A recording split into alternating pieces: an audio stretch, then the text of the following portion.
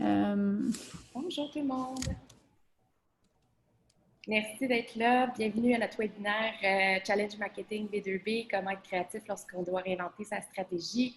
Vraiment, merci d'être là en aussi grand nombre. Donc, sans plus tarder, je vais laisser nos trois panélistes se présenter. Donc, d'abord, Marie-Ève Lemieux, qui est responsable des solutions chez Mediaclip. Oui, ben en fait, responsable des solutions, c'est surtout de faire, de gérer le produit, que ce soit de la conception, développement logiciel jusqu'au marketing pour que ce soit cohérent. Nous, ce qu'on fait, c'est un logiciel qui permet la personnalisation d'objets en ligne.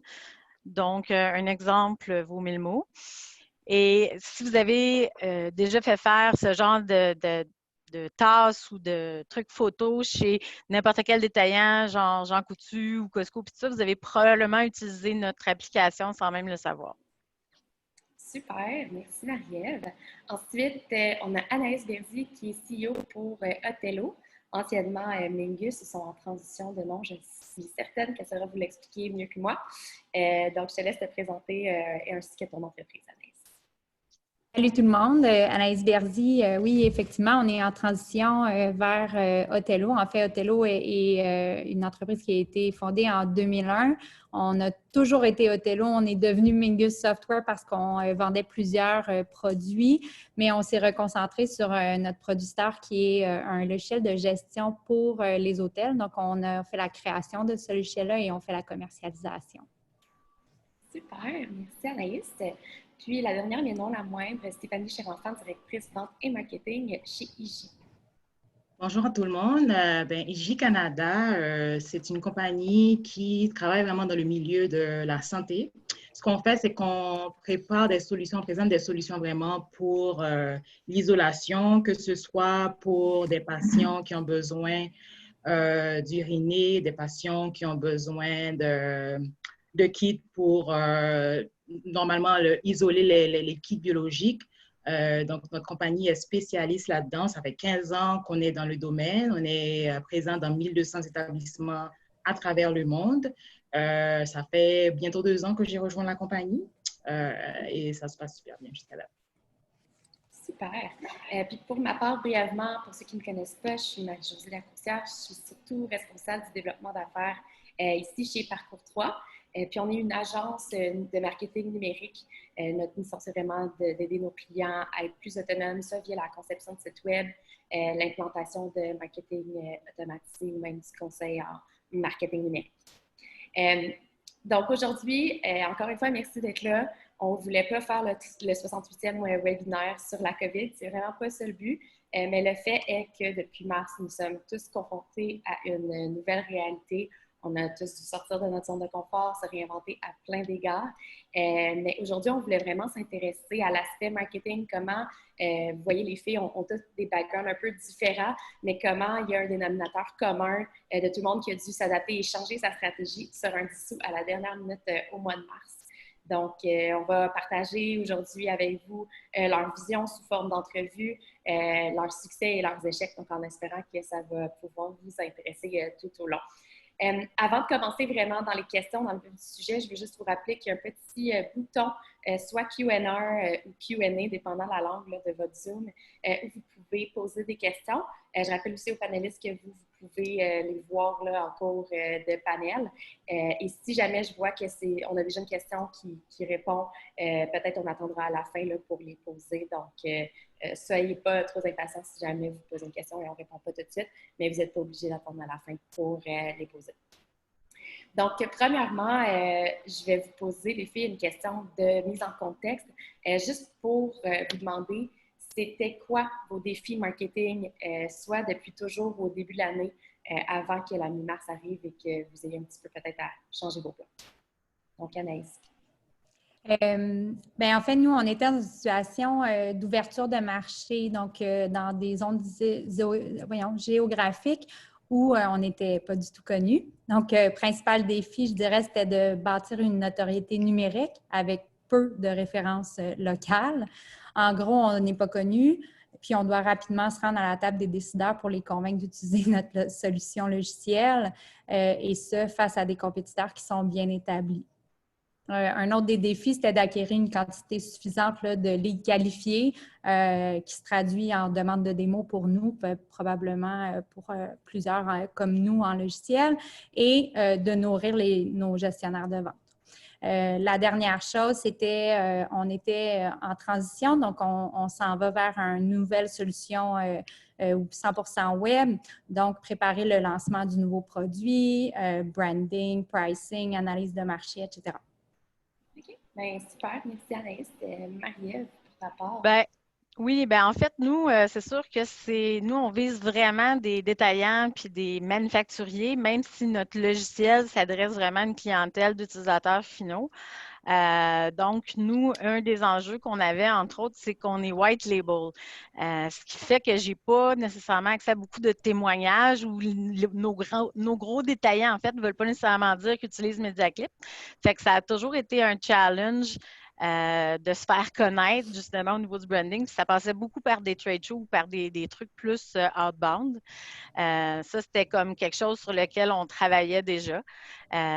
Puis bon, une des solutions qu'on avait ou qu'on a développées, c'est entre autres le fait que, comme ça fait, il y a plusieurs, on a des clients qu'on a depuis très longtemps, on a bâti une relation de confiance qui fait qu'il y en a de plus en plus qui étaient prêts à parler de MediaClip. Puis aussi, des fois, ils travaillaient à la fois comme clients, mais aussi comme fournisseurs. Fait qu'on pouvait plus facilement les avoir puis être pour qu'ils soient prêts à donner des témoignages. Notre autre gros défi, c'est que quand on essaie de se mettre au numérique, entre autres avec toutes les campagnes de AdWords puis tout ça, bien là, on s'est rendu compte que, en fait, les utilisateurs finaux et nos personas cherchent les mêmes mots-clés. Ce qui fait que si on cherche, par exemple, Photobook Solution, ben c'est ça, ça faisait des campagnes qui n'étaient pas nécessairement efficaces, puis donc les leads qui n'étaient pas nécessairement qualifiés. Fait que ça aussi, ce qu'on a fait en termes de solution, c'est plus d'aller vers du contenu haut potentiel ou à haute valeur pour justement les détaillants, même si ce n'était pas nécessairement toujours MediaClip. Fait qu'on continuait à aller dans ce sens-là pour essayer de justement commencer tranquillement, pas vite, à passer plus d'une stratégie outbound vers inbound. OK, super. Puis pour ta part, Stéphanie, tu es dans un domaine un peu différent. C'est sûr que les univers, les industries sont pas mal différentes, mais je me retrouve un peu dans les défis de chacune, à Marie-Ève et à Anaïs, parce que chez nous aussi, à EJ, c'était de trouver notre place dans l'univers numérique, si je peux dire, dans lequel nous étions quasiment inexistants. C'est quand même particulier comme cas. Quand je suis arrivée dans la compagnie, c'est quand même une compagnie qui est reconnue et connue dans le milieu hospitalier pour son expertise de plus de 15 ans, comme je l'ai dit tantôt, mais on ne misait pas du tout sur ces expertises et les outils numériques pour croître. Quand je suis arrivée chez EJ, on avait déjà un site web qui datait d'à peu près 2 ans, mais qui avait été très mal conçu côté SEO. On était quasiment introuvable. L'ancien concepteur n'avait pas misé du tout sur les mots-clés de l'industrie. C'était en fait quasiment un site web vitrine, non optimisé. Côté navigation visuelle, il y avait beaucoup d'améliorations à faire. Fait que mon premier mandat était vraiment justement de travailler sur une plateforme numérique, de miser sur le SEO pour générer des leads qualifiés et être capable de venir en support à l'équipe de vente. Je suis sûre qu'il y en a vraiment plusieurs qui se retrouvent dans ces défis-là. En tout cas, pour parler à des clients, c'est souvent vous n'êtes pas seul. Et on a commencé à toucher un petit peu dans vos réponses, mais si c'était possible pour vous, les filles, d'approfondir vraiment, c'était quoi les stratégies, encore une fois, là, avant de savoir qu'il faudrait un petit peu tout modifier pour atteindre justement vos plus grands objectifs? Stéphanie? Oui, je vais commencer. En fait, j'ai dit qu'on était quand même pas mal rendu un peu partout à travers le monde, mais le gros objectif qu'on avait, c'était vraiment de toucher le marché américain, où on est pratiquement inexistant, on ne va pas du tout là-bas, qui est quand même un gros marché à gros potentiel pour nous, et de grandir aussi en dehors du Québec. 99% des hôpitaux quand même utilisent notre solution ici au Québec, mais en Ontario, ce n'est pas vraiment le cas. Fait que l'objectif qu'on avait vraiment, c'était de faire doubler notre clientèle, en fait, de passer de 1200 établissements à peu près 2500 établissements dans les 5 prochaines années. On avait vraiment un gros budget qui avait été alloué pour les déplacements à l'extérieur, être présent vraiment dans les shows, dans les conférences pertinentes pour notre clientèle. Et le lancement du nouveau site web avait été prévu. Heureuse coïncidence pour le mois de mars de cette année, parce qu'on s'était rendu compte que c'était quasiment impossible d'atteindre nos objectifs de croissance en misant uniquement sur du outbound. Fait qu'on voulait vraiment miser sur le inbound marketing pour arriver à doubler nos ventes. Super. Puis Marie-Ève, est-ce que c'est un peu similaire à ta part? Bien, en fait, une partie, oui, entre autres pour le outbound. Nous, c'est sûr qu'on focusait beaucoup sur le marché de la photographie. Puis, il faut comprendre que MediaClip, c'est 95 de nos ventes qui sont faites à l'extérieur du Canada. Donc, on était déjà là aux États-Unis, en Europe. Par contre, on essayait justement de sortir un peu du carcan de la photographie puis d'aller chercher du détaillant qui voulait faire de la personnalisation, mais pas nécessairement juste photo. Donc, tous les segments comme le home decor, les boutiques d'animaux, les boutiques de cadeaux, ces choses-là. Fait qu'on avait commencé à faire ça. Puis, c'est ça, je regardais, notre budget externe était finalement même plus que 50, voire 60 de notre budget marketing était vraiment pour des foires commerciales parce que pour nous, c'était la source de lead là, la plus importante. Comme plusieurs qui ont eu une mauvaise surprise rendue au mois de mars. Donc, toi, Anaïs, Ben moi, c'est similaire à Stéphanie, vu qu'on avait le même défi, se faire connaître à l'extérieur du Québec, parce qu'on était très bien renommé au Québec, mais après ça, on était un peu un nobody. Donc, on a, malgré la volonté là, d'avoir une stratégie numérique, donc augmenter notre notoriété numérique à l'extérieur du Québec, de façon plus traditionnelle, on avait déterminé que ce qui était essentiel pour nous, c'était d'engager une ressource locale là, à Miami pour bien nous représenter sur le territoire américain. Donc, on avait choisi la Floride comme étant une situation locale idéale pour nous. Maintenant, sachant le COVID, peut-être que la Floride n'était peut-être pas le lieu qu'on aurait dû choisir. Mais bon, c'était une des premières stratégies qu'on a à des défis. Ensuite, bien, on travaillait activement sur le SEO pour que les gens, quand ils nous cherchent une solution hôtelière, bien, dans les géographies visées, vous connaissez bien le concept de SEO, bien, on soit parmi les premiers. Pour nous, c'est une solution qui prend beaucoup de temps avant d'avoir un retour sur investissement, mais qu'à moyen et à long terme, là, c'est très payant. Donc, on misait beaucoup là-dessus. Puis ensuite, depuis quelques années, beaucoup d'entre vous le connaissez, il y a les marketplaces. Donc, l'utilisation des marketplaces devient essentielle là, pour un choix de logiciel. De plus en plus, les gens se retournent vers ça. Des marketplaces, on peut dire Capterra, G2 Crowd, il y en a plusieurs maintenant. Le but, c'est de récolter des témoignages d'utilisateurs, d'avoir un bon pointage, note sur le produit. C'est un peu comme la vue sur Google. Est-ce que tu es in ou tu es out ou TripAdvisor. Là. Donc, c'est la même chose, mais pour les logiciels. Et aussi, la particularité, c'est de pouvoir payer ces entreprises-là pour permettre d'être les premiers, puis pour avoir accès à recevoir des articles écrits sur nous, puis ensuite des nominations, d'être le leader dans le monde du logiciel de gestion hôtelière, etc., pour que les magasineurs nous voient rapidement. Donc, ça a été une grande stratégie qu'on avait utilisée avant COVID. Super. Bien, merci les filles. Et là, évidemment, bien, le mois de mars est arrivé. Les trade shows ont été annulés. Beaucoup de stratégies qui sont tombées à l'eau. Donc, on rentre dans le vif du sujet, à savoir comment vous avez chacune été créative avec votre équipe pour vous sortir de l'impasse. Donc, peut-être on peut commencer avec Marie-Ève. Oui, alors all hell break loose à ce moment-là. Surtout que c'est comme la saison des trade shows. On en avait, je pense, quelque chose comme 6 de mars à juin. Donc, c'est sûr qu'il a vraiment fallu se retourner très rapidement. Puis c'était des shows souvent avec des contenus spécifiques. Alors, ce qu'on a essayé de faire, ça a été d'abord de créer des webinars, mais sur le thème de la foire. Comme par exemple, il y en avait une en Allemagne qui était Photokina. Donc, on a fait No Photokina, No Problem. Puis, on a offert une série de 5 mini-webinars avec des experts. et puis sur les thématiques là, photos qui étaient traitées dans la foire commerciale. Fait que ça, c'est sûr que il a fallu on s'est fait les dents là-dessus. Puis, même si on n'a peut-être pas eu le nombre de participants qu'on aurait voulu pour chacune des sessions, mais ça a fait beaucoup de bon contenu après ça à réutiliser, à repartager. Puis c'est de là qui est venu beaucoup de leads par la suite. Fait que, tu sais, l'importance de bien planifier du contenu puis de le réutiliser, c'est clairement, on l'a clairement validé. Puis l'autre chose qu'on a fait aussi, ben, c'est qu'en parlant avec nos clients, puis ça, il y en a qui étaient plus impactés que d'autres. Fait qu'on a essayé de les aider des fois justement bon, certains des manufacturiers ont même fermé. Donc, puis parallèlement, les ventes en ligne augmentaient, ce qui fait qu'on en a même essayé des fois de les aider là, en utilisant le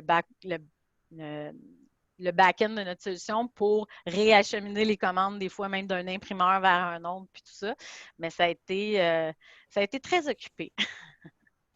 J'en doute pas. Puis Anaïs, dans votre cas? Bien, moi, je dirais qu'au niveau du chamboulement, tu sais, chambouler, c'est un petit mot comparé à ce qu'on a vécu. Je pense que nous, on a été anéantis clairement, puis il a fallu être très créatif là, pour se sortir de là. Ben, comme je disais, desservant l'hôtellerie, là, les mesures sanitaires, ils ont forcé la fermeture de 90 de nos clients, et ça jusqu'à la mi-juin. Donc, nous, on n'avait plus rien. Du jour au lendemain, il n'y avait plus de réservation pour 2020, il n'y avait plus de réservation pour 2021. Toute l'annulation des congrès, banquets, mariages, etc., vous pouvez toutes les imaginer. Et étant le système opérationnel des hôtels, ben nos clients, on n'avait plus rien à leur offrir.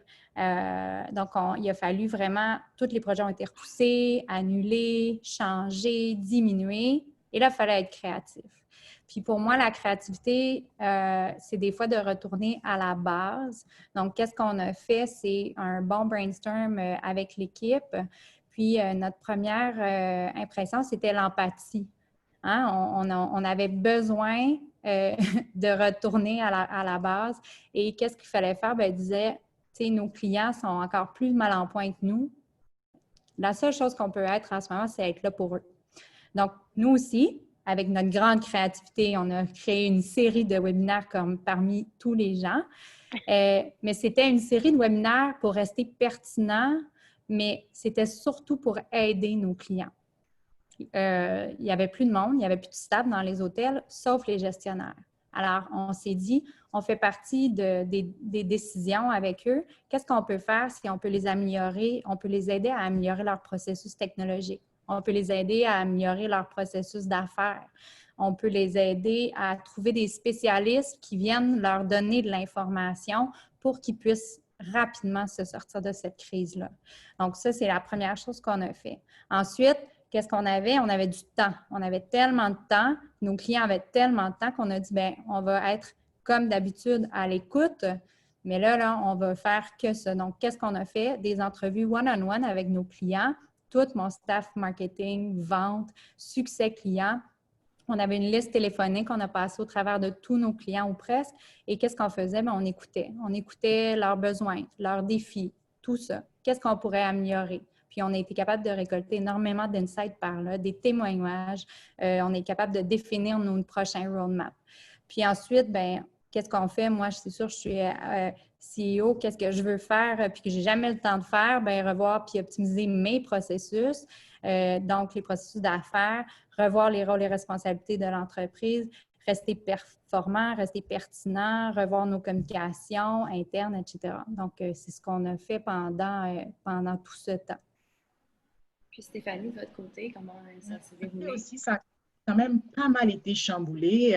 C'est les rencontres dans les hôpitaux jusqu'à présent d'ailleurs, bien que quasiment toutes les industries ont ouvert, les écoles vont rouvrir bientôt, les épiceries n'ont jamais fermé, les bureaux rouvrent. Mais jusqu'à présent, nous, on n'a pas la possibilité d'entrer en contact avec nos clients, en contact physique, bien entendu, parce que la plupart de nos prospection, puis appel de suivi, puis, mais la vente elle-même de nos produits se faisait vraiment en contexte dans les hôpitaux. Et là, pour l'instant, tout est interdit, puis on ne sait pas pour combien de temps. Même contexte aussi que Marie-Ève, tous nos shows, là où on avait la possibilité de rencontrer vraiment la grande majorité de notre cible, c'était au printemps. Il y en avait quasiment 4 shows qui étaient bookés du mois de mars jusqu'à juin. Tout a été annulé et reporté pour 2021. Fait que là, on s'est retrouvés vraiment avec les bras et les pieds coupés, si je peux dire même les pieds. Fait qu'on s'est dit, c'est ça, on s'est dit, qu'est-ce qu'on fait? On ne peut pas appeler nos clients, on ne peut pas les voir. Puis, il y a aussi, c'est pas une gêne, mais comme Anaïs l'a dit, eux, ils ont trouvé que c'était le moment vraiment d'être à l'écoute de leurs clients, d'être là comme support. Nous aussi, on a trouvé que ce n'était pas le moment de pousser vraiment les produits puisqu'on travaille directement avec les travailleurs de la santé, puis on sait ce qu'ils ont vécu pendant la crise, beaucoup plus que n'importe quel professionnel dans n'importe quel autre domaine. Fait qu'on s'est dit, on va leur apporter le plus de support qu'on peut, même si on ne peut pas communiquer avec eux. Fait qu'on a embarqué, on a utilisé les services d'un microbiologiste infectiologue, un spécialiste vraiment dans le domaine des infections, qui était capable de nous rédiger du contenu à chaque semaine. On sait comment le contenu scientifique par rapport à la COVID évoluait vraiment de jour en jour. Fait qu'on a embarqué un spécialiste dans l'équipe qui était capable vraiment de suivre l'évolution de la pandémie, suggérer aussi des utilisations adéquates des produits que nous vendons, pour permettre d'optimiser l'isolation des patients, parce qu'on est dans le domaine de l'isolation, comme je l'ai dit tantôt. C'est ce qu'on faisait. On envoyait régulièrement des infolettes pour leur dire qu'on est là, si jamais vous avez besoin de support, et que, by the way, voilà la nouvelle découverte qu'on a faite sur le COVID, puis voilà comment vous pouvez utiliser les produits d'une nouvelle façon pour vous aider à contenir les liquides biologiques et éviter que votre staff soit contaminé. Fait qu'on a vraiment essayé d'être créatifs. On n'a pas pu, comme Marie-Ève et Anaïs, faire des webinaires, vraiment comme vous le comprenez. C'était des travailleurs de la santé qui n'ont pas nécessairement accès à un ordinateur ou qui peuvent se libérer pour un meeting de Zoom. Fait qu'on a essayé de rester vraiment dans l'action sans être dans l'action. On constate vraiment l'effet domino. Là, Stéphanie et Annès ont été particulièrement touchées dans vos domaines, c'est le cas de le dire. Puis ce qui ressort aussi, c'est le nombre de choses que je pense que personne n'aurait jamais eu le temps ou osé faire et que là, confronté à ça, ben c'était, si on peut trouver un côté positif, c'était une bonne chose, si on peut le dire comme ça.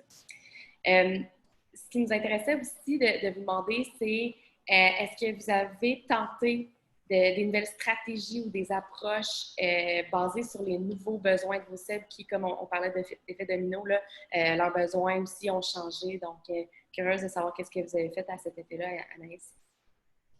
Bien, comme je disais, vraiment, c'est ça. Nous, il a fallu qu'on revoie donc, les stratégies pour nos clients. Donc, le monde avait changé pour eux. Nous, il fallait s'adapter puis dire OK, bon, bien, on ne fait plus la gestion de vos réservations puisqu'il n'y en a plus. Donc, on fait la gestion de quoi? Donc, pour nous, c'est sûr que notre roadmap qui était prévu a complètement changé. Tout le trimestre, on a arrêté ce qu'on était en train de faire, pas pour la nouvelle solution, mais pour la solution existante, et on a complètement changé. Qu'est-ce qu'on a fait? Bien, on a créé un check-in en ligne, donc plus besoin de se présenter à la réception d'un hôtel. Donc, on fait tout ça avec l'outil sur notre téléphone. Pourquoi? Bien, parce qu'on voulait s'assurer que dès l'ouverture des portes de nos hôteliers, ça pourrait leur permettre d'avoir un incitatif à retourner, voyager et à retourner. Donc, la gestion des ménages, comment on allait faire en sorte que la gestion des ménages se fasse. Donc, nous, c'est vraiment au niveau du produit qu'il a fallu complètement changer le tout, puis d'être tellement au courant des mesures sanitaires qui allaient être obligées dans les hôtels, que nous, on s'assure qu'on les connaisse par cœur, que toute mon équipe sache et quoi répondre à nos clients pour pouvoir y faire face. Donc, ça a été vraiment comme de se retourner très, très rapidement et de changer complètement d'avenue. Tout ça. Ensuite, vous l'avez entendu beaucoup, hein, Marie-Ève a même créé un produit pour ça, mais l'achat local. Donc, l'achat local, c'était ça qui était important. Donc, qu'est-ce qu'il fallait faire? C'est qu'il fallait comme augmenter la réservation en direct chez nos clients. Comment faire ça? Bien, par la gestion de leur marketing. Donc, on les a énormément aidés au niveau marketing pour qu'ils puissent dire, bien, maintenant, on va s'assurer de faire la gestion de la réservation en direct parce que Booking, Airbnb et Expedia devenaient une source financière qui ne pouvait plus se permettre là, dès l'ouverture. Donc, voilà ce qu'on a pu faire pendant le trimestre qu'on vient de passer et ça a été un franc succès pour nous. Vous êtes allé jusqu'à faire des améliorations, modifications sur le logiciel. Marie-Ève, justement, je pense que ça va dans la même Oui, veine. bien, c'est ça. Nous, ça n'a pas été tant au niveau du logiciel parce que c'était déjà online, c'est déjà tu sais, je veux dire, c'est du produit personnalisé. Par contre, comme c'est sûr que nos manufacturiers ont été quand même assez affectés, entre autres ceux qui devaient fermer puis tout ça. Puis effectivement, on a profité, nous, du COVID pour justement comme un peu dynamisme, faire les activités qu'on n'a jamais le temps de faire, les personas, les segments, tous ces outils-là qu'on fait, mais qu'on fait trop vite. Ça nous a donné du temps. Puis on a aussi décidé rapidement que pour la première fois, Mediaclip allait ouvrir une boutique qui allait s'adresser au consommateur final. Donc, au lieu de viser le détaillant, ce qu'on a fait, c'est qu'on a créé un site qui s'appelle cadeaudesigner.ca qui était justement pour aider nos producteurs locaux à pouvoir recommencer parce que plusieurs d'entre eux avaient perdu leur contrat avec des détaillants, ce qui fait que nous, ça nous permettait d'une part, avec ce site-là, d'aider les producteurs. Ça permettait aussi, surtout au début du confinement, quand les gens ne pouvaient pas se voir du tout, aux familles de partager beaucoup des souvenirs, des photos. Excusez-moi. Donc, ça aussi, ça avait comme, pour nous, c'était important, cette dimension-là. Puis, finalement, au niveau Mediaclip, ça nous donnait aussi un espèce de laboratoire. Ça nous a permis de vraiment se mettre dans la peau du client parce que là, on devenait notre propre client. On est devenu très critique aussi. Donc, tout ce qui est, toutes les difficultés que peuvent rencontrer nos clients, on les a vécues. On a été capable de vraiment être en ligne avec eux. Puis, en même temps, même au-delà de ça, je regarde maintenant, on est rendu un peu plus loin dans le processus, puis on peut tester des campagnes marketing pour des objets personnalisés. Puis c'est comme de l'information qu'on accumule qui va pouvoir être partagée après ça avec nos détaillants, avec nos manufacturiers. Donc, point de vue apprentissage, là, cette espèce de petit laboratoire-là, ce site B2C qu'on a créé, ça a vraiment aidé au niveau là, dans notre espèce d'analyse de marché, si on veut, puis d'appuyer aussi nos clients actuels. Merci, Marie-Ève. Puis Stéphanie, dans votre cas? Pour nous, on a travaillé sur plusieurs concepts, campagnes. Mais je rappelle comment notre cible est particulière dans le fond, dans le sens où non seulement on est en B2B, mais aussi ce ne sont pas des employés de bureau qui sont donc joignables de 9 à 5 pour un Zoom, etc., ou qui sont joignables sur les médias sociaux, par exemple. Fait que ce qu'on a fait, comme je l'ai dit tantôt, dans un premier temps, on leur a offert le support à travers des infolettes. Mais ce qu'on a fait aussi, c'est qu'on a travaillé sur une campagne nous sommes essentiels, dans le fond, parce que quand on a la chance, on a eu la chance vraiment, si je peux dire chance dans un contexte aussi malheureux que la COVID, la chance d'être sélectionné pendant la crise et être mis sur une liste d'une 60aine de produits essentiels pour les hôpitaux. Essentiel, mais qui a été sélectionné par le gouvernement, pour être plus précise. Fait que le ministère de la Santé nous a mis vraiment sur une liste de produits dont les hôpitaux ne pouvaient pas se passer pour gérer la crise. C'est très souvent en marketing, c'est la compagnie qui pousse elle-même les produits auprès d'une cible, auprès de ses prospects, auprès de sa clientèle.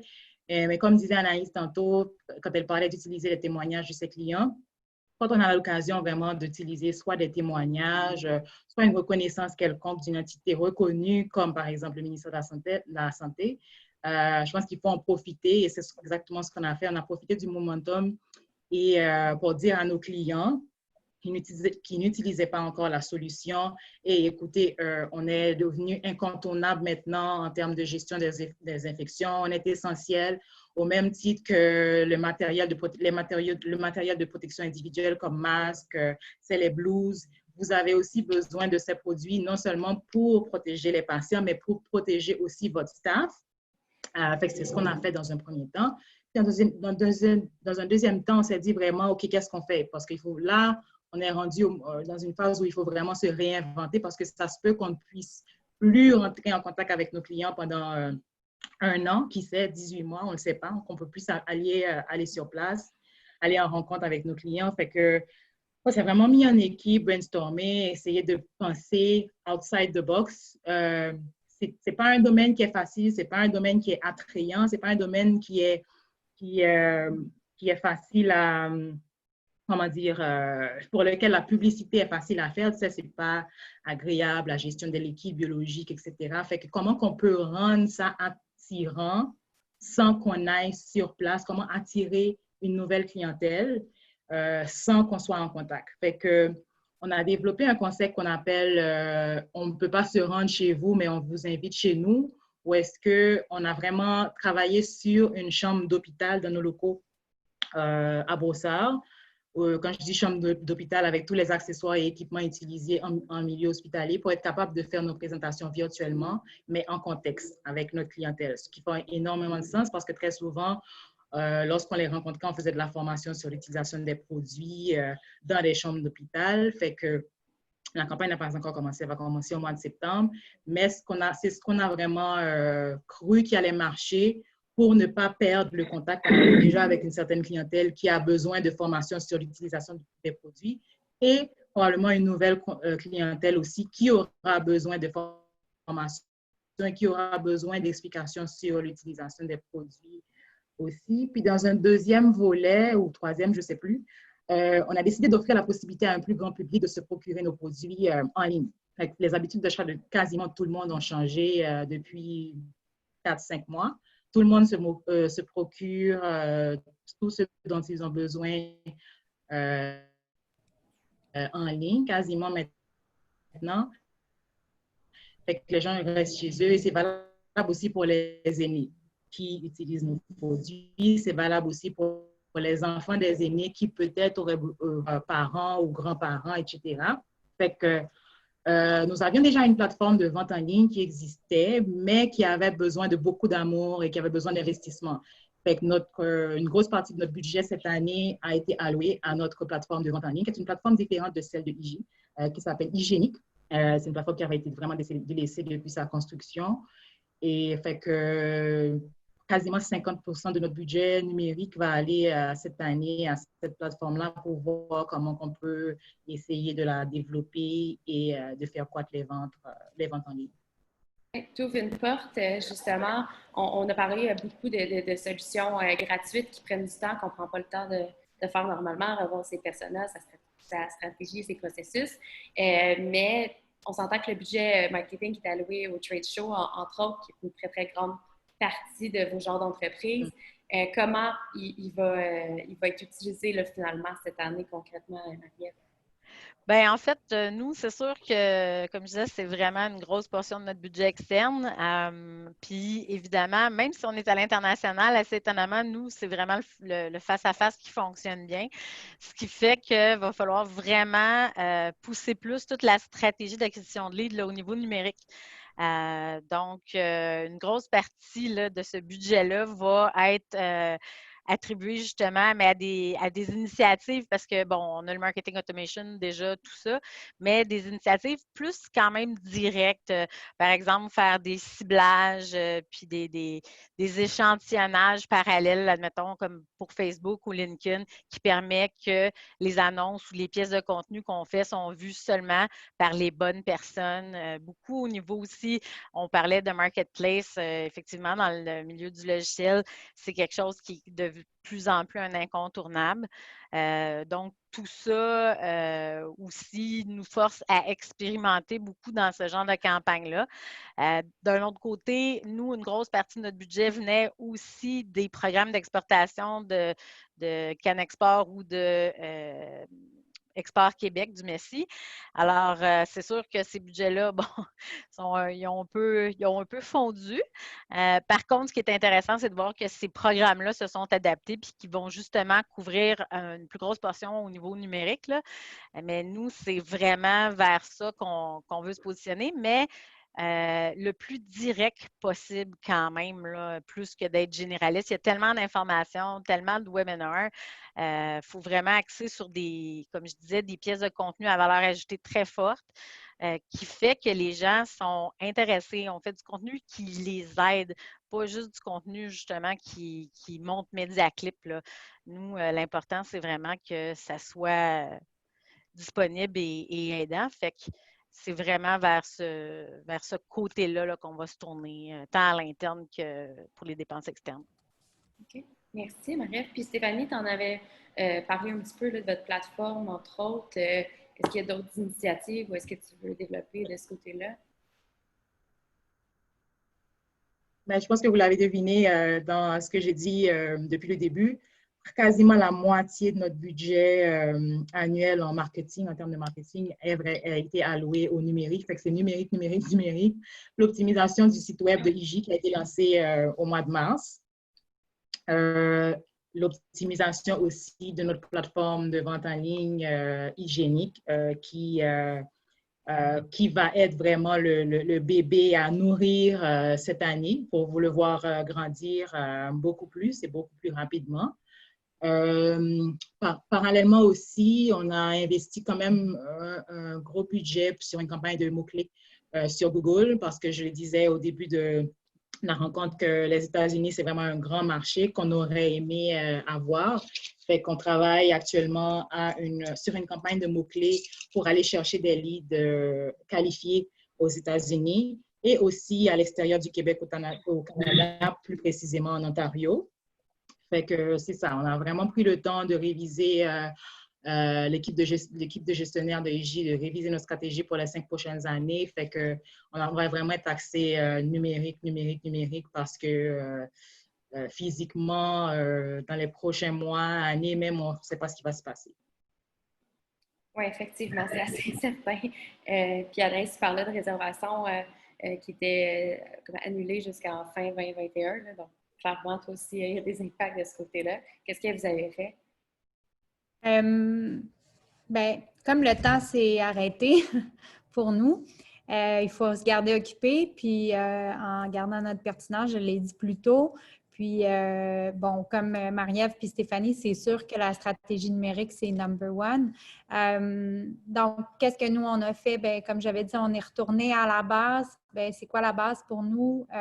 Bien, c'est de revoir les buyer's journey, donc les personas d'acheteurs, de pouvoir revoir la proposition de valeur unique. On a travaillé beaucoup là-dessus sur nos pains puis nos gains. Donc, on est dans ça en ce moment même. Je vous dirais que j'étais là-dessus avant d'être avec vous, puis et ça depuis un bon mois. Revoir notre guide éditorial, revoir notre site Internet, revoir notre branding. On a commencé à créer avec tous les témoignages qu'on a reçus, des mini-capsules vidéo de style Combini. Je pense que c'est le terme, je ne pourrais pas vous dire, mais pour les intégrer dans donc, de devenir très, très précis dans nos actions et très unique. Donc, il y a malheureusement, dans une stratégie numérique, si on est un généraliste, on va gagner en payant, en faisant du pay-per-click, puis en essayant d'être plus gros que l'autre. Et ça, ce n'est pas donné à tout le monde, comme on est une entreprise de moyenne taille. Donc, ce qu'il faut être, c'est très, très spécialiste. Donc, on est capable en ce moment d'essayer d'aller chercher vraiment une direction marketing, puis d'être focus sur celle-là et de tout bâtir autour de cette stratégie et de ce message-là pour avoir des leads qualifiés beaucoup plus pertinents pour nous, puis très rapide. Donc, ça va être un changement, je pense, pour beaucoup. c'est que dans un monde seulement numérique, tout le monde est exposé. Il ne faut plus être des généralistes, il faut être des spécialistes vraiment pointus. On va peut-être gagner une moins grande part de marché, mais on devrait être plus efficace. Donc, c'est ça. Ensuite, capsule partenaire. On a vraiment, on met en scène tout ça en ce moment. C'est du gros travail. Mais ce qui est pour le reste, les budgets sont arrêtés pour nous pour faire de la prospection en ce moment-là. Je comprends, c'est le cas effectivement de plusieurs. Puis la prochaine question touchait comment vous avez traduit vos événements de live à virtuel.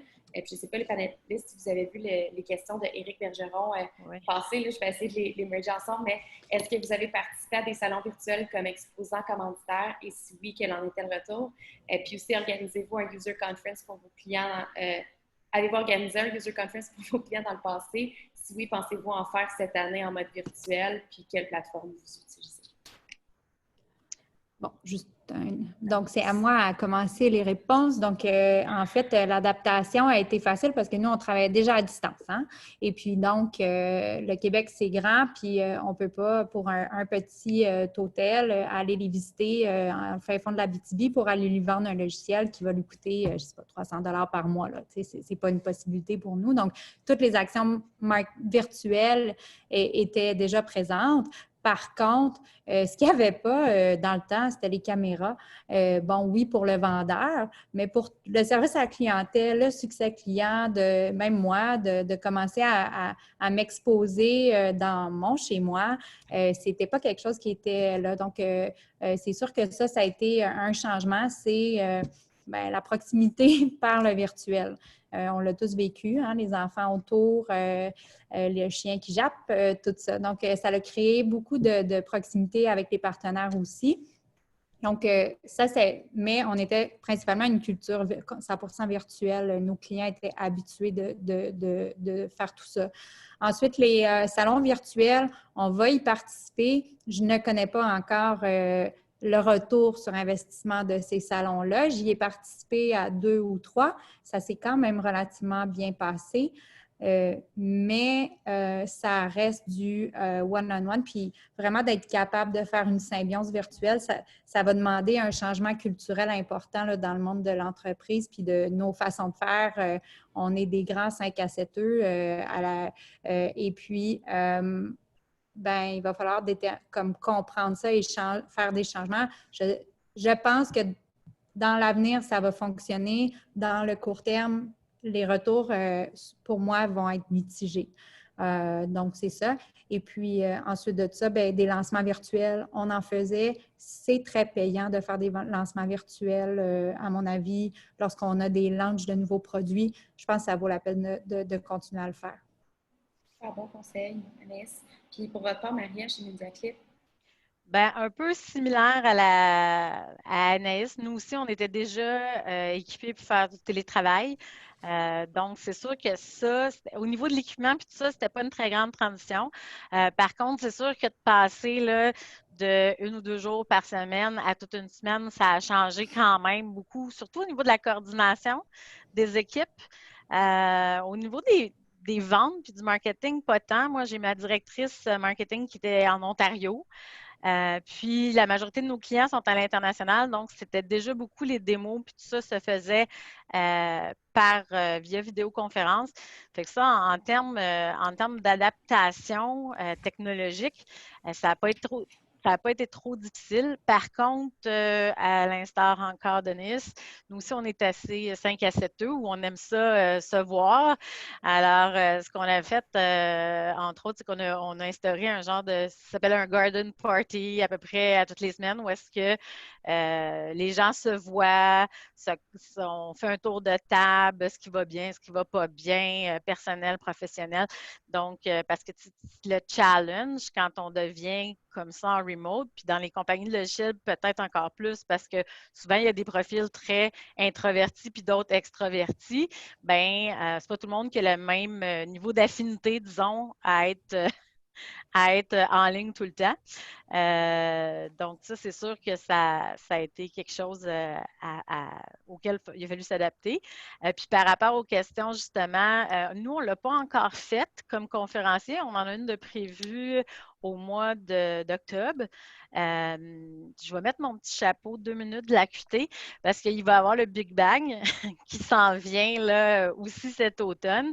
Puis je pense que il y a des listes là, de logiciels, mais une des clés du succès, je pense, de ces genres d'événements-là, surtout quand on est exposant, c'est la qualité du logiciel, puis les fonctionnalités. S'assurer, en fait, de ne pas nécessairement prendre le logiciel qui a beaucoup de fonctionnalités, mais celui qui a les fonctionnalités qui sont appropriées au genre de visibilité qu'on veut avoir. Puis je pense que c'est ça qui va faire quand même une grosse différence pour les exposants. Ça, puis d'avoir une visibilité plus à l'année longue plutôt que juste sur un événement. Puis pour ce qui est des user events, nous, on n'en faisait pas comme tel, mais oui, effectivement, quand on a une nouvelle version d'un logiciel, puis tout ça, il y a toujours là, un webinaire où est-ce qu'on montre les nouvelles fonctionnalités, puis tout ça. Puis généralement, c'est apprécié tant de nos clients actuels que des prospects aussi. Oui, effectivement, la vidéo est devenue la nouvelle manière de se rapprocher, alors qu'avant, c'était quand on travaillait de la maison puis on n'avait pas le choix. On se retrouve tous beaucoup là-dedans, je pense. Et puis, de votre côté, Stéphanie, comme tu l'as dit, c'est pas possible de faire certains des événements. Là. Vous avez une clientèle particulière, donc comment ça se traduit de ton côté? Effectivement. Mais pour nous, le télétravail, l'adaptation a été faite assez rapidement. On était déjà équipés, mais on ne travaillait pas beaucoup en télétravail, mis à part moi, parce que j'habite vraiment loin de mon lieu de travail. Fait que du jour au lendemain, oui, on a dû s'adapter assez rapidement, je peux dire, mais la culture d'entreprise a un peu souffert parce qu'on parle quand même de représentants de vente qui étaient quasiment sur la route à tous les jours, puis qui allaient frapper aux portes, qui allaient voir les clients. Fait qu'ils vivaient un peu, si je peux dire, vraiment beaucoup du contact avec la clientèle. Fait que ça les a quand même pas mal affectés, si je peux dire. Mais on a essayé d'être proactif aussi dans le sens où on a profité de la période creuse en termes de prospection pour suivre, enfin, bon, l'équipe de vente, suivre des formations de vente à distance. Comme je dit tantôt, on a réaménagé nos bureaux pour prévoir une chambre d'hôpital dans les bureaux, dans nos locaux même. On a réaménagé aussi plusieurs salles de conférences multimédia avec des télévisions vraiment et des caméras intégrées pour faciliter la communication avec notre clientèle, que ce soit à l'étranger ou ici au Canada. Pour ce qui s'agit des shows virtuels, on s'est inscrit à 2 shows, mais aux États-Unis. Je pense que le Canada n'a pas encore embarqué, enfin le milieu de la santé au Canada n'a pas encore embarqué dans la planification des shows virtuels pour une raison ou une autre.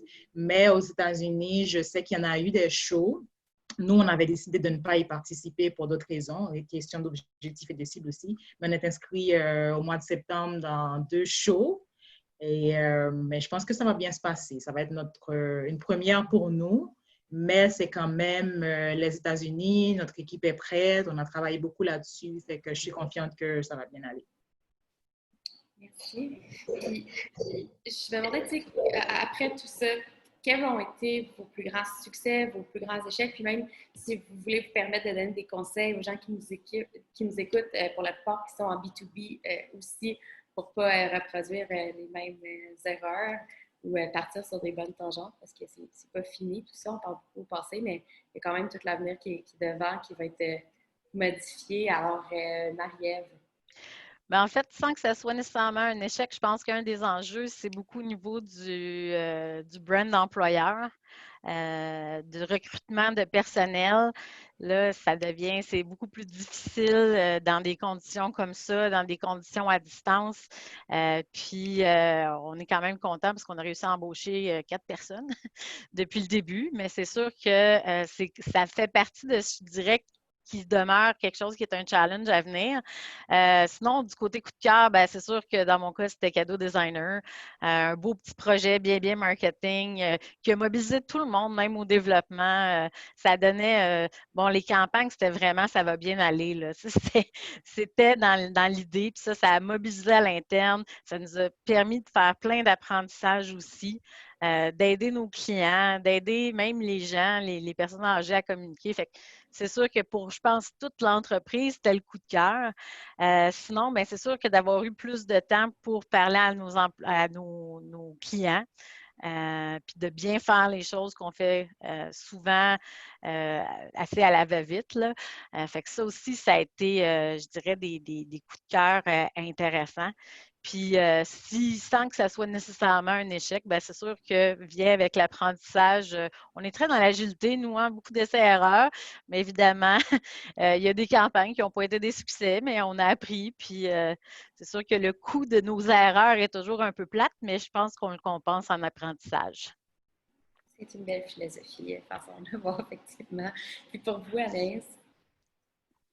Je vais prendre mon chapeau de CEO. Donc, puis je vais surtout dire un petit mot de sagesse qu'une de mes employées dit tout le jour en moment où on est très, très tragique. Donc, ce qui ne nous tue pas nous rend plus forts et on l'a pour l'instant vécu vraiment pleinement.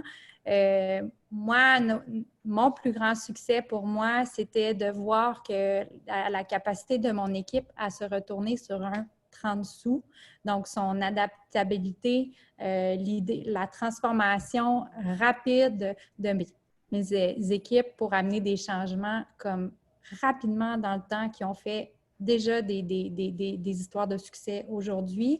Donc ça a été un des grands succès. Puis je pense qu'il faut rester agile. Marie-Ève, elle l'a dit. On est habitué de travailler en agilité. Des fois, on le fait moins en stratégie d'entreprise, l'agilité. Puis, c'est sûr qu'une équipe de moyenne taille, bon, à 45 employés, c'est plus facile qu'une équipe de 100, 150 employés, mais quand même, les défis sont les mêmes par rapport à rester agile. Donc, ça a été vraiment un beau succès de pouvoir voir la grande expertise et de redécouvrir la grande expertise de mon équipe. Ça a été aussi quelque chose qui a vraiment, vraiment payé. Donc, c'est ça. Dans les webinaires, notre dernier webinaire, imaginez-vous, on a réussi à avoir l'écrivaine du New York Times qui était pour la section du tourisme. Donc, quand on dit qu'on ouvre nos possibilités puis qu'on détermine que c'est plus nous qui sommes la star, mais qu'on veut faire parler des gens, bien, il y a beaucoup de monde qui ont envie d'y participer. Ça a été un franc succès. Avoir 70% d'audience et plus là, de nos clients qui sont présents pour écouter ce qu'on avait à dire, bien, c'est sûr que ça a été un grand succès. Les échecs ou en fait les défis là, qui ont été les majeurs, encore une fois, moi, ça a été de modifier mon style de gestion. Je suis une fille qui est connectée aux humains. J'aime ça être derrière eux dans des moments où plus personnels, de pouvoir avoir des one-on-one, de pouvoir prendre le temps avec chaque personne, de regarder les non-dits, donc de pouvoir m'ajuster au fur et à mesure dans une journée. La machine à café, c'est ma meilleure amie. Mais là, ça a été vraiment de changer complètement notre stratégie de communication interne. Et il a fallu le faire. Puis ça a été, c'est encore à travailler. C'est pas réussi d'avance de changer une culture qui est vraiment une culture d'entreprise à même les lieux, de créer des lieux optimaux, beaux, le fun à travailler pour se ramasser dans une petite pièce coincée à la maison avec plus d'air climatisé puis une fan. C'est plus le même concept. La culture d'entreprise, elle est plus la même.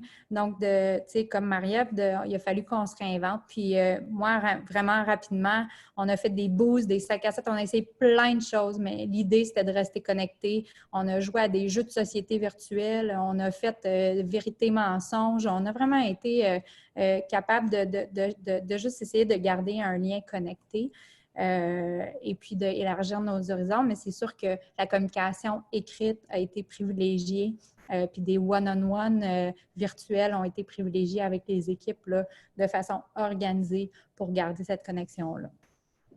Et puis je pense que la créativité, c'est un peu la clé pour lutter contre l'immobilisme que la situation avait amené. Effectivement. Puis Stéphanie, de ton côté, comment ça s'est déroulé? Mais de mon côté, c'est un petit peu, ça va être un peu répétitif. C'est quasiment la même chose que Anaïs et Marie-Ève ont décrit tantôt. le grand succès pour nous dans notre équipe, c'est vraiment de voir qu'on s'est découvert de nouvelles forces, non seulement en équipe, mais aussi de façon individuelle. Il y a une certaine agilité qu'on découvre chez un employé qu'on n'avait aucune idée qu'il aurait pu transitionner vers ce type de professionnel. Puis ça fait vraiment plaisir de voir qu'en un laps de temps aussi restreint, la personne peut se revirer de bord, puis proposer des solutions, puis vraiment pas se développer une nouvelle personnalité, je dirais pas jusqu'à dire cela, mais vraiment, c'est quand on est face à de beaux challenges, de grands défis comme ça, qu'on voit vraiment de quoi on est capable, puis c'est exactement ce qui est arrivé. Écoute, je vais vous expliquer dans quel contexte on travaillait, comment que tout a été coupé du jour au lendemain, puis que jusqu'à présent, c'est extrêmement difficile de rejoindre notre clientèle. Mais écoute, arriver à garder le moral, arriver à quand même proposer de nouvelles solutions et planifier pour l'avenir, non pas rester dans, on ne sait pas ce qui va se passer, peut-être on n'est pas dans ce mood-là du tout. On voit vraiment des individus, puis une équipe, puis une compagnie qui se dit, bon, OK, ça fait 15 ans qu'on est dans le milieu des infections. On a une grande expertise. OK, bon, ce qu'on va faire maintenant, c'est qu'on va élargir notre expertise puis l'offrir au grand public. Ce qu'on va faire, c'est que, OK, on ne peut pas aller chez eux, ils vont venir chez nous. C'est vraiment un des grands succès qu'on peut partager aujourd'hui. Puis, en termes d'échecs, honnêtement, je suis vraiment contente de mon équipe. Puis, je trouve pas j'ai pas d'échec à partager, si je veux dire, parce qu'on se le dise, rien ne sera comme avant. Je pense, j'ai le feeling que rien ne sera comme avant. Puis ce qu'on se dit souvent en équipe, c'est qu'il faut jamais voir, quel que soit ce qui arrive ou ce qui est arrivé les 2 derniers mois, il ne faut pas le prendre comme un échec, il faut vraiment le prendre comme une sorte de transition. Fait qu'on vit une année de transition chez nous, puis on sait qu'on est en train de se réinventer pour devenir meilleur, puis c'est ça la mentalité de groupe qu'on a, puis personnelle aussi. Sur les mots philosophiques de Stéphanie, le webinaire tire à sa fin, le temps qu'on avait alloué ensemble. Je voudrais juste redire que les questions sont ouvertes si jamais vous avez quelque chose à demander à nos panélistes. Ça pourrait même être répondu par la suite si jamais on n'a pas le temps. Donc, vraiment, n'hésitez pas à laisser vos questions dans l'espace alloué à ce fait. S'il n'y en a pas qui rentrent dans les prochaines secondes, je vous dis merci beaucoup d'avoir été avec nous. Premièrement, à vous, Marie-Ève, Stéphanie et Anaïs. Je suis sûre que vos partages ont vraiment inspiré plus d'une personne. Puis aussi, vous, les participants, merci vraiment d'avoir été avec nous. C'est vraiment très apprécié que vous ayez pris 1 heure de votre temps pour la passer en notre compagnie. Alors, voilà, je ne vois pas d'autres questions rentrer. Je vous dis à la prochaine, puis merci encore. Merci beaucoup. Bye tout le monde. Au revoir. Bye.